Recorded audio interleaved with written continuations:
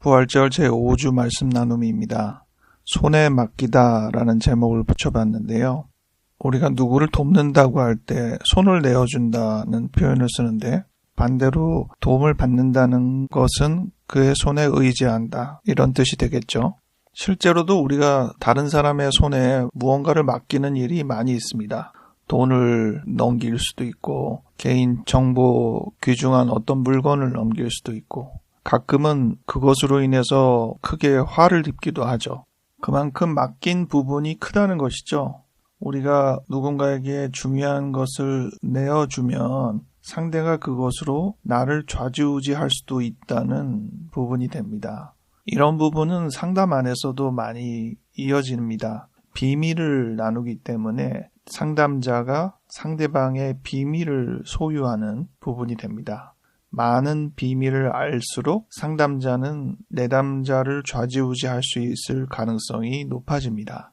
그러므로 상담의 목표는 치료자가 그 많은 비밀을 가지고 있음에도 불구하고 상대를 좌지우지하지 않는 안전한 관계를 만들어내므로 그것이 내담자에게 치료의 효과가 있어야 합니다. 신앙 안에서 한때 내려놓음이라는 책이 유명세를 탔는데요. 이 선교사님의 이 책을 읽어보면 개인이 포기하고 자기의 뜻을 내려놓는, 하지만 그것이 오늘 제목과 일치하는 하나님께 맡기는, 신앙에 의탁하는 부분을 의미하는 것이죠. 우리가 과연 어느 정도, 어느 부분까지를 맡길 수 있을까? 이런 부분을 오늘 생각하면 좋을 것 같습니다. 오늘 주일 성서 일과 중에는 사도행전과 시편이 있는데, 이 내용을 읽다가 예수님께서 십자가상에서 한 마지막 말이 떠올랐습니다. 누가복음 23장에 아버지여 내 영혼을 아버지 손에 부탁하나이다 라고 말씀하신 후에 죽으셨습니다. 아버지의 손에 부탁하나이다 라는 표현이 많은 부분에서 확인이 되는데, 대표적으로는 시편 31편의 내용이라 하겠습니다. 5절에 내가 나의 영을 주의 손에 부탁하나이다. 문구가 똑같죠. 이 내용을 이해하기 위해서 앞절 4절까지 보면 그들이 나를 위하여 비밀이 친 그물에서 빼내소서. 주님은 나의 산성이십니다. 즉 여호와 하나님께 부탁하는 것은 나를 위험에 빠뜨리려고 하는 많은 계략과 위협에서 나를 건져내달라고 요구하는 것입니다. 그런데 똑같은 이 언급, 나의 영을 주님 손에 부탁하나이다 하면서 예수님은 죽었단 말이에요.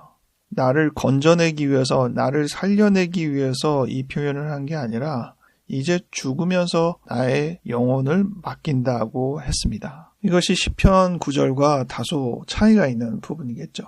시편에는 뒷구절에도 나의 앞날이 주님의 손에 있다라는 표현을 통해서 이 땅에서의 삶의 건강한 미래를 위해서 주님께 맡기는 어떤 자세를 보여주고 있는 것으로 보입니다.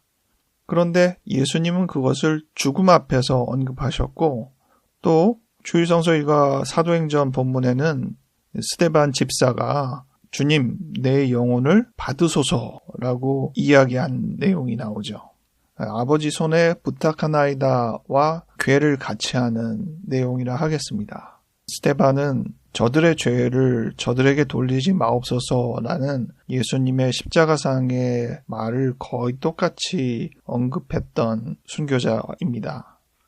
살아생전에 자기의 안위를 위해서 나의 영혼을 주님께 맡깁니다. 나의 미래가 주님 손에 있습니다. 라고 하는 것은 한편 이해가 간다고 치지만, 죽음 앞에서 나의 영혼을 주님께 맡깁니다. 주님 손에 부탁합니다. 라고 하는 것은 살아생전과 동일한 어떤 의미, 즉 죽음 이후의 삶이 있다는 것을 반영하는 뜻으로 해석할 수 있겠습니다.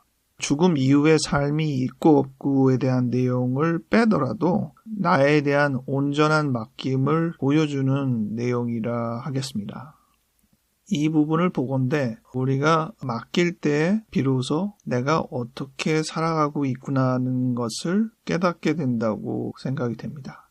이 맡김을 통해서 신뢰를 배우고 또 삶의 이치를 깨닫습니다. 맡겨보면 맡기지 않은 것도 상당히 많은 부분을 내가 맡겨서 지내고 있구나. 너무나도 당연하게 이 세상에서 살아가고 있는 많은 부분들이 그냥 주어진 것이 아니라는 것을 알게 됩니다. 남들의 많은 수고를 통해서, 이 자연이 주는 많은 혜택을 통해서 대가도 없이 우리가 혜택을 누리고 있다는 생각을 하게 됩니다. 참된 맡김은 그 부분에 관련되어서만 국한하여 생각하게 되는 것이 아니라 삶 자체가, 많은 것들이 나를 지탱해주는 많은 보호 아래 있었음을 깨닫게 되는 순간입니다. 우리가 은혜로 구원을 받았다고 말을 하는데 그 뜻은 나는 구원받을 존재가 아니라는 것입니다. 그런데 그것이 나에게 왔다는 것이죠. 원래는 내 것이 아니라는 것인데 우리가 시간이 좀 지나면 사실 그게 당연한 것처럼 많이 오해를 하게 되죠. 이 부분을 우리가 다시금 깨닫고 각성하기 위해서라도 제대로 맡기는 삶의 과정이 반복되어야 한다는 것을 특히 유념하게 됩니다. 여러분은 지금 삶 속에서 누구에게 또 하나님께 어떤 것을 맡겼다고 생각을 하십니까? 그리고 지금 이 순간 어떤 것을 다른 사람에게 또 하나님께 맡겨드려야겠다고 유념하고 주님 손에 맡깁니다. 당신 손에 맡깁니다. 선언하게 됩니까? 이 부분을 통하여서 더 큰 우리를 향한 많은 보호와 안정과 사랑을 깨달을 수 있게 되기 바랍니다. 기도하겠습니다. 하나님 아버지, 우리의 삶을 지켜주셔서 감사합니다.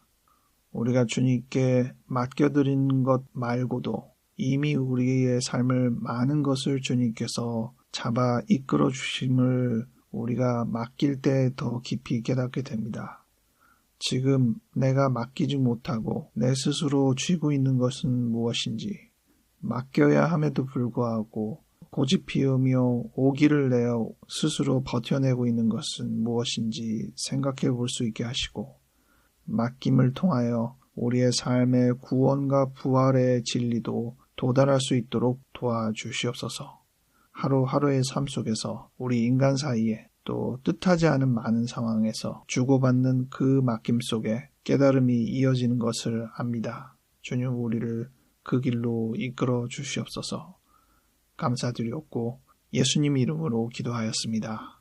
아멘.